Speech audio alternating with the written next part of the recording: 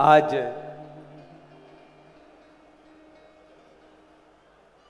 छत्रपति शिवाजी महाराज जो इस राष्ट्र के आत्मस्थान पर हैं और उन्होंने मात्र एक राजनीतिक नेतृत्व ही नहीं दिया देश को, सामाजिक, आर्थिक, धार्मिक, आध्यात्मिक दृष्टि से, सांस्कृतिक, वैचारिक, भावनात्मक दृष्टि से, सभी प्रकार से यह राष्ट्र कैसे गौरवशाली बने, परम वैभवशाली बने और युग युगांतरों तक इसकी कीर्ति रहे।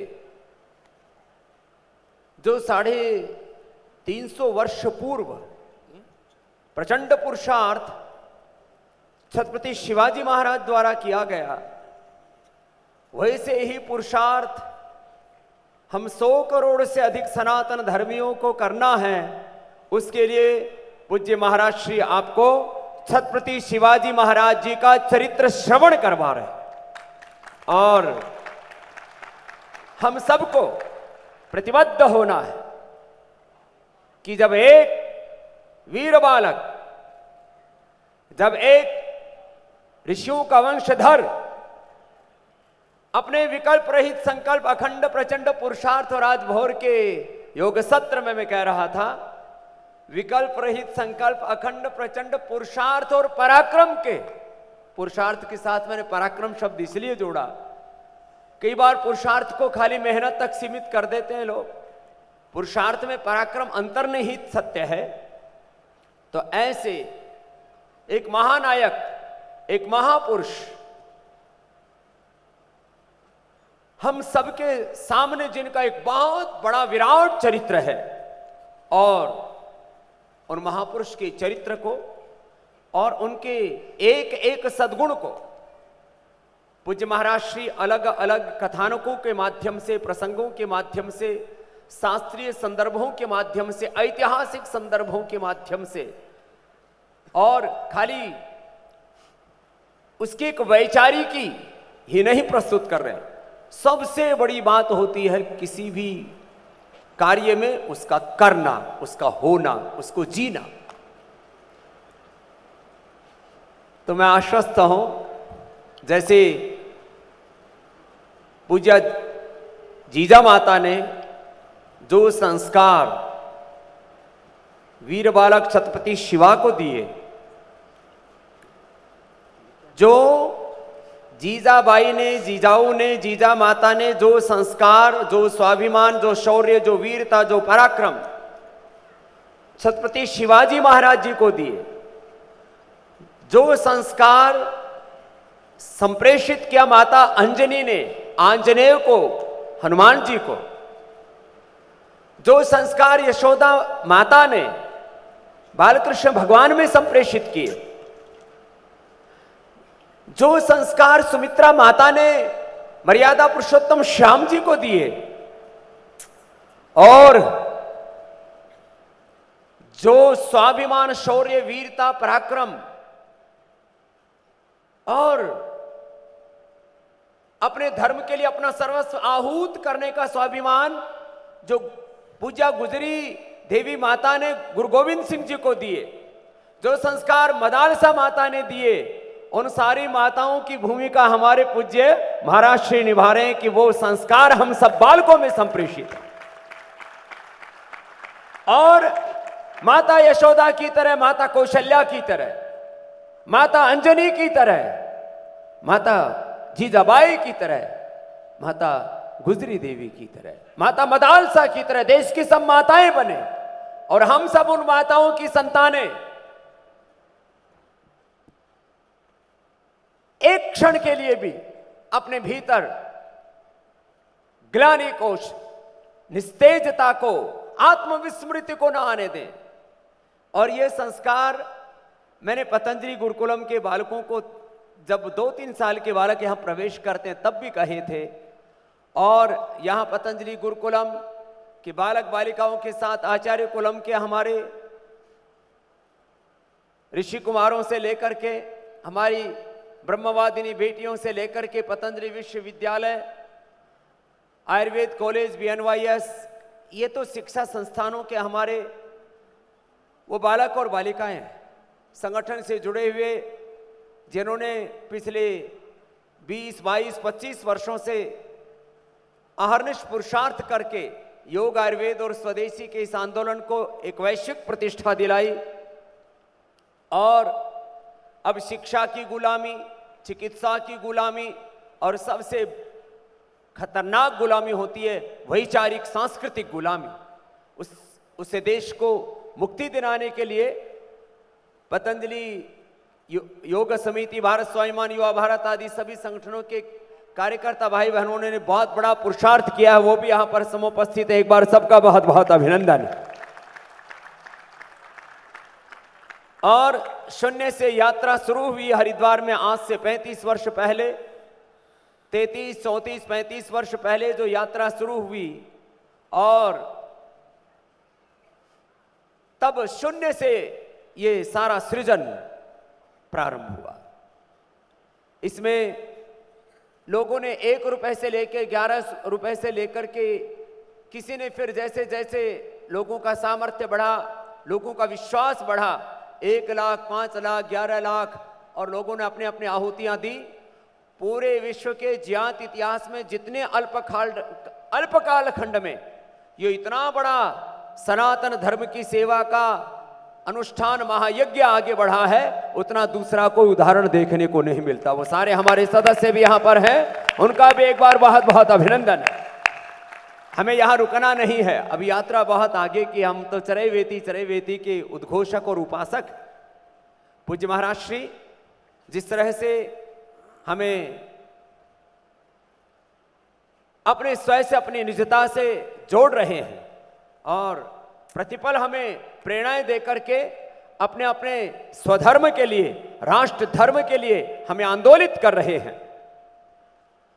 पूरे सनातन शाश्वत मूल्यों के साथ। वेदो अखिलो धर्म मूले, ये तो हमारी सार्वभौमिक सनातन सार्वकालिक संस्कृति है, उसमें बिना कोई छेड़छाड़ किए। कुछ लोग देश के लिए काम करते हैं लेकिन अपने वेद धर्म के साथ वो पूरी तरह से एकात्म नहीं होते। हम अपने इस वेद धर्म, ऋषि धर्म, सनातन धर्म के साथ पूरी तरह से एकात्म होते हुए और उन शाश्वत मूल्यों को अपने जीवन में जीते हुए, और फिर शिवाजी महाराज इस बात के प्रतीक हैं कि जो शत्रु पक्ष है उसका बोध भी हो, और ये शत्रु को एक पक्ष में नहीं होते, विधायिका में, कार्यपालिका में, न्यायपालिका में, मीडिया में, शिक्षा में, चिकित्सा में, हर क्षेत्र में पग पग पर आपको शत्रुओं का सामना करना पड़ेगा। और उन सब शत्रुओं के साथ में संघर्ष करते हुए एक योद्धा के रूप में और विजेता होकर के हम निकले, वो पूज्य महाराज श्री ने कर हमको बताया। आज उस कथा के प्रसंगों को आगे बढ़ाते हुए एक एक तत्व को हमें आत्मसात करना। इसलिए कल मैं बालकों के बीच में भी गया, मैंने कहा तुमने क्या क्या नोट किया। मैंने भी कल पूज्य महाराज श्री ने जो हम तक संप्रेषित किया उसके मैंने नोट्स बनाए। आप सब बच्चे भी डायरी लेकर के भी आए। सुनना भी एक बहुत बड़ा सद्गुण होता है। ये हमारे आध्यात्मिक परंपरा में भी और जीवन के उत्कर्ष के लिए भी और सभी प्रकार से अपने जीवन को उन्नत बनाने के लिए श्रवण से यात्रा शुरू होती है। उसका मनन, उसका निधिध्यासन और फिर उसको जीवन में आत्मसात करके उसको पूरी तरह से अपने आचरण में ढालना और वैसे ही हो जाना। तो आप सब भी जैसे जैसे पूज्य महाराज श्री हमें प्रेरित कर रहे हैं, जैसे जैसे हमें बोध दे रहे हैं, उसके साथ आप एकात्म हो रहे हैं। मौसम में थोड़ी गर्माहट आ गई थी और यहाँ सारा तंत्र बहुत व्यवस्थित है। पूज्य महाराज श्री पूरे देश का ये किसी भी संस्था का सबसे श्रेष्ठतम ऑडिटोरियम है पतंजलि विश्वविद्यालय का, जहाँ आपका भी प्रबोधन हो रहा है। और हम आपके चरणों में प्रार्थना करते हैं कि आप एक एक प्रसंग को जिस तरह से बहुत ही विद्या वैदुष्य के साथ और श्रद्धे महाराज श्री के जो सबसे बड़ा सद्गुण है वो वेद मूर्ति होते हुए, वेदज्ञ होते हुए, अपने ऋषि संस्कृति के जीवंत विग्रह होते हुए उनमें साधुता उनके पूरे अस्तित्व में रची बसी है।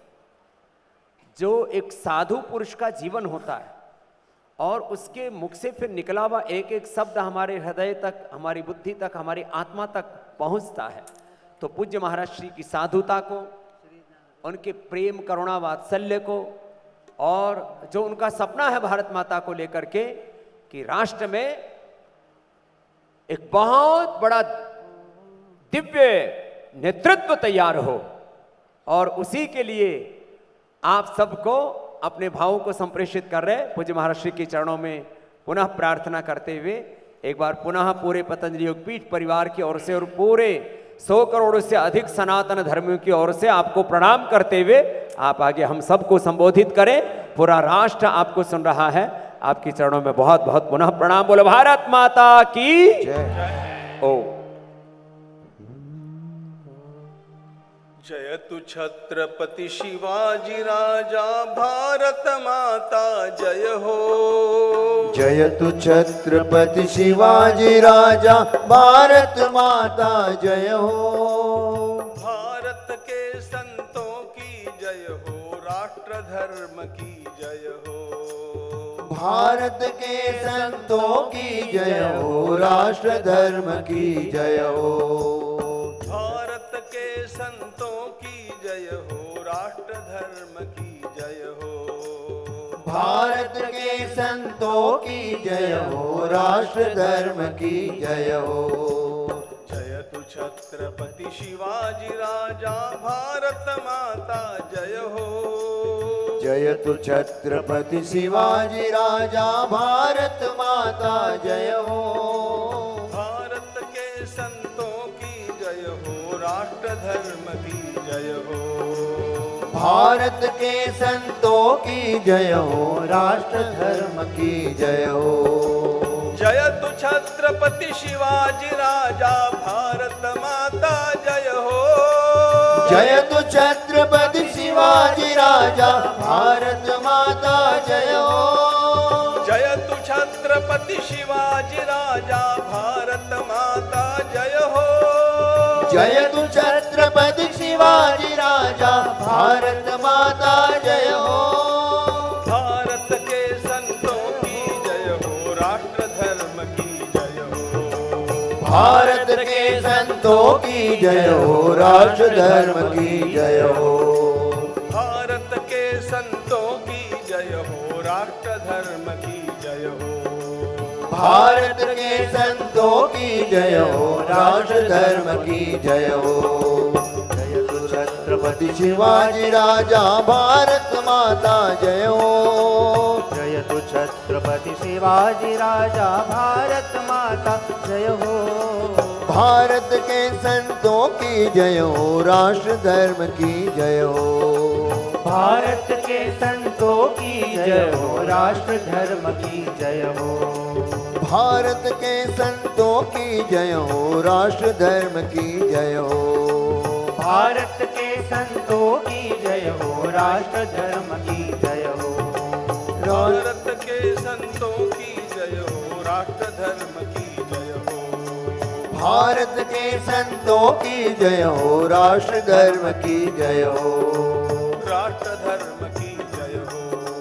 राष्ट्र धर्म की जय हो। भारत माता जय हो। भारत माता जय हो।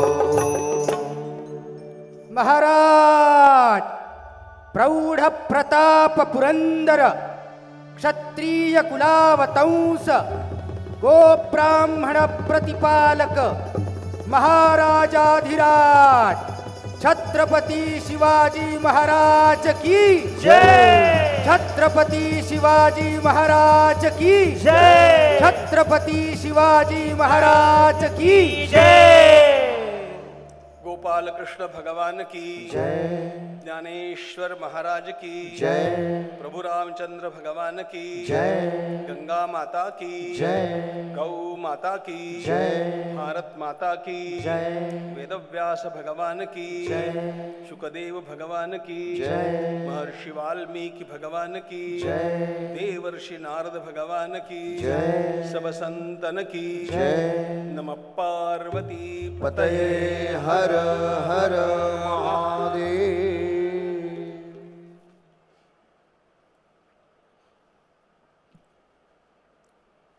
वर्णानाम अर्थसंघानाम रसानां छंदसामपि मंगलानां च कर्तारौ वंदे वाणी विनायकौ नमामि सद्गुरुं शांतं सच्चिदानंद विग्रहं पूर्ण ब्रह्म परानंदम ईशमानंदी वल्लभम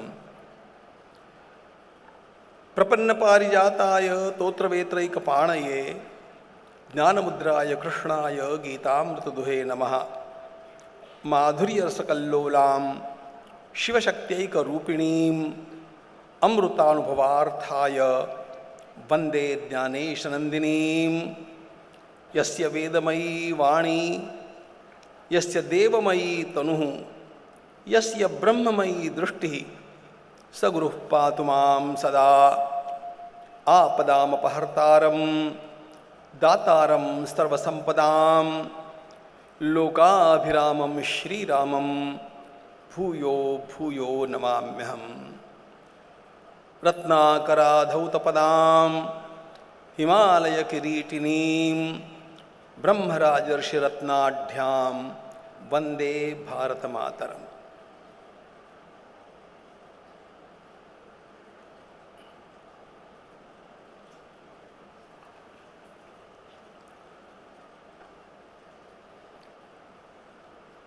ओम नमो भगवते वासुदेवाय विहितौपैकद्रव्य संग्रहे सूतिकागृहे दिव्यतेजोमयी देवी दिव्यरूपा व्यजायत भूबाणप्राणचन्द्राब्जैः सम्मिते शालिवाहने शके संवत्सरे शुक्ले प्रवृत्ते चोत्तरायणे शिशिरर्तौ वर्तमाने प्रशस्ते मासि फाल्गुने कृष्णपक्षे तृतीयायां निशिलग्ने सुशोभने।